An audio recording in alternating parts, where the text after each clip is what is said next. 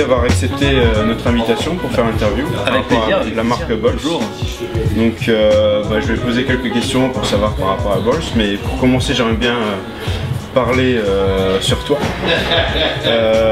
Comment tu as commencé le métier en tant que barman et où est-ce que tu as commencé ton parcours? Alors, le métier de barman, j'ai pas commencé par le bar déjà moi je voulais faire de la cuisine, c'est pour ça que j'ai fait un cursus hôtelier, une école hôtelière, un bac technologique hôtelier en 3 ans. D'accord. Avec une mention complémentaire barman par la suite, mais à la base je me destinais vraiment à la cuisine. D'accord. C'est vrai que ne retrouvant pas le côté contact qu'on peut avoir au niveau du bar, je me suis spécialisé dans la cuisine. Après j'ai voulu faire du service, mais il manquait la création de la cuisine, donc la salle, tout ça, c'était pas complet, alors que le bar c'est très complet, il y a le relationnel client, il y a la création, et puis c'est un métier dingue, donc c'est... D'accord. Voilà, j'ai commencé par l'école hôtelière, et j'ai travaillé à l'appart à l'époque, rue du Colisée, avec Olivier Meurice comme chef barman. Ça roule, j'y vais, à bientôt Chris. Merci. Ensuite, je suis parti à Courchevel, voilà, au Biblos à l'époque, et voilà, donc c'est une belle expérience. Et puis pour revenir finalement à Paris et à Pissus, l'ouverture du restaurant gastronomique rue d'Artois pendant 2 ans. Donc un parcours déjà très riche. Et voilà, et puis le forum pendant 6 ans et demi. Voilà. Et depuis quand vous connaissez la marque Bols? Depuis quand tu utilises ces produits En fait, c'est quand la marque a été réintroduite en France. Ça a appartenu à Rémi Cointreau, donc à l'Elixir, quelques années. Donc aux alentours de 2006, c'est ça? Oui, 2006, exactement. Quand ils ont commencé à faire revenir la marque en France, c'est à ce moment-là, c'est exactement à ce moment-là que j'ai été contacté par Guénaël Philly, qui était à l'époque le directeur commercial et responsable du développement pour Bols à Amsterdam. Et ils t'ont découvert comment? C'est notre ancien commercial, Guénaël, c'est notre ancien commercial pour 6 grammes à l'époque, donc pour Vodka Absolute, etc. Donc on se suit, enfin il me suit depuis des années. D'accord. Super. Marrant. Ouais, et donc là, forcément, c'est toi qui as été contacté par Bols, mais est-ce que pour toi, il y a une raison pourquoi il est mieux d'utiliser Bols plutôt que d'autres liqueurs, ou pourquoi Bols est plus riche que... Pour moi, Bols c'est d'abord une tradition, c'est la plus ancienne marque d'alcool distillé, ça a plus de 400 ans d'existence. C'est des recettes inscrites dans un petit carnet depuis les années 1670, donc il y a une légitimité à utiliser Bols en tant que liqueur. Après, toute la gamme ne peut pas plaire à tout le monde, heureusement, mais c'est un goût particulier, c'est un goût néerlandais, c'est une façon d'appréhender le produit, une façon d'appréhender le jus, une façon d'appréhender le parfum. Donc pour moi il y a une légitimité parce que la gamme me plaît, parce que je retrouve des saveurs qui me parlent dans cette gamme. Super. Est-ce que tu t'imagines encore travailler sans Bols? Parce que bon là c'est vrai que la gamme elle est très large. Ça fait depuis 2006 que tu utilises ces produits-là, et peut-être déjà avant. On a commencé, on était sous contrat avec Giffard et Marie Blizzard avant ça. Oui, d'accord. Donc on a commencé à travailler avec Bols en 2008 ici. Et aujourd'hui, non, pour répondre à ta question, je ne vois pas travailler avec d'autres liqueurs. Parce que de toute façon, les 4 dernières cartes de cocktail que j'avais créées à l'époque au forum étaient basées sur ces liqueurs. Donc c'est avec cette tessiture de goût, avec cette fragrance, avec cette énergie. Donc c'est vrai que c'est... Nous on est passé donc jeudi dernier. On a goûté notamment le cocktail l'Amsterdamer. Amsterdam, voilà, donc avec l'utilisation du genièvre Bols. Bon, c'est vrai que c'est un cocktail excellent. C'est très simple, mais c'est dément. Mais c'est un bel hommage à la culture néerlandaise, je pense, parce que le Genever c'est pas forcément un produit qu'on croise tous les jours. C'est vrai. On a été élu meilleur lancement de produit en 2010, il me semble, au Salon international de San Francisco.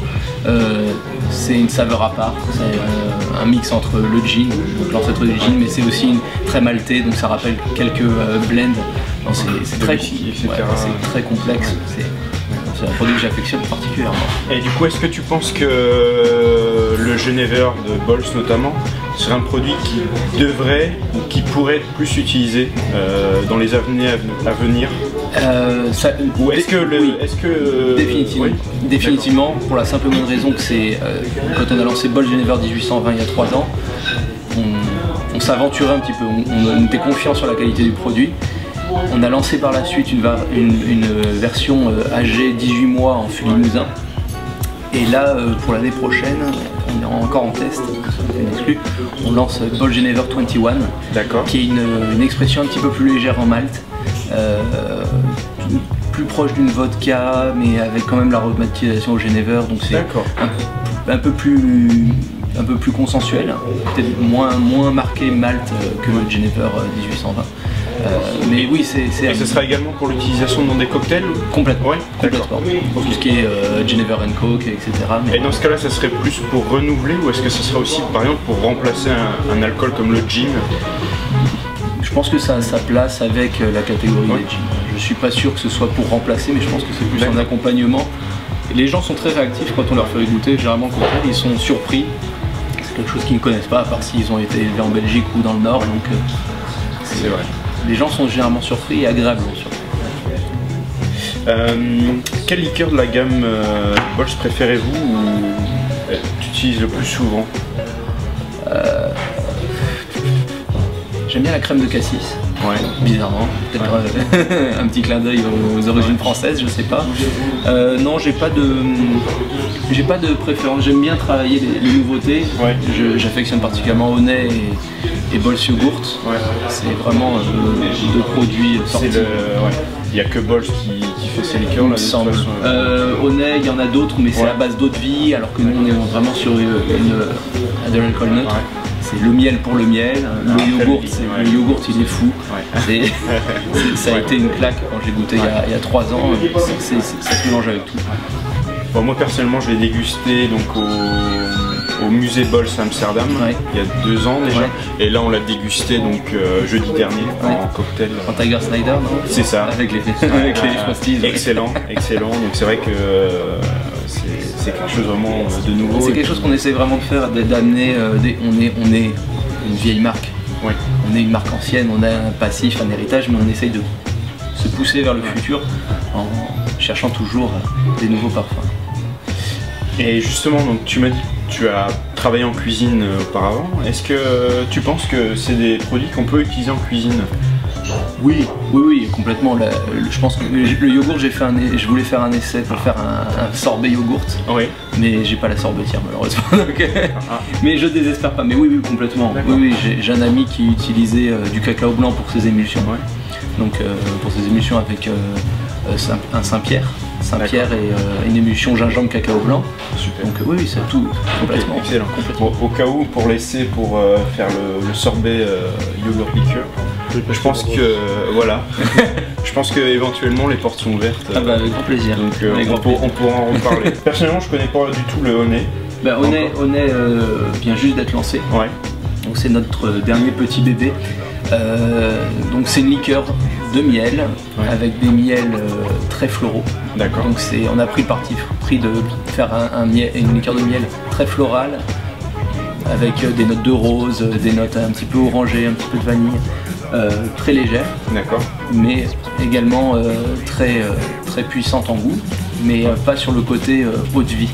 Pour conclure, bon là forcément tu as déjà eu une carrière très complète, riche. Je suis qu'au début, oui, voilà, justement, mais qui réussit déjà, le fait de pouvoir travailler à l'étranger, le fait d'avoir travaillé dans des grands établissements sur Paris. Alors pour réussir à tout ça, est-ce que tu peux donner un conseil aux étudiants du pôle universitaire de gastronomie? Oui, avec plaisir. En fait, je pense que le conseil que j'ai reçu il y a quelques années par mon ancien chef barman, Olivier Meurice, c'est rester humble. Je pense que ça c'est très important dans l'hôtellerie-restauration. C'est un métier où l'ego peut facilement l'emporter. Il y a beaucoup de chefs de cuisine, dès qu'ils ont une certaine renommée, commencent à être un peu un peu égocentrique et égoïste. Il faut pas, je pense que c'est un métier de partage, le bar c'est un métier de partage, la cuisine, la salle c'est un métier de partage.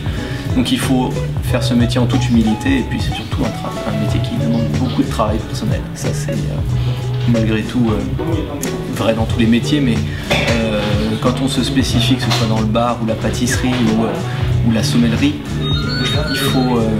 il faut aller au fond des produits, il faut faire des recherches tout le temps, il faut s'intéresser à tout, et puis il faut s'intéresser même à ce qui n'est pas du métier, c'est-à-dire l'actualité, la culture générale.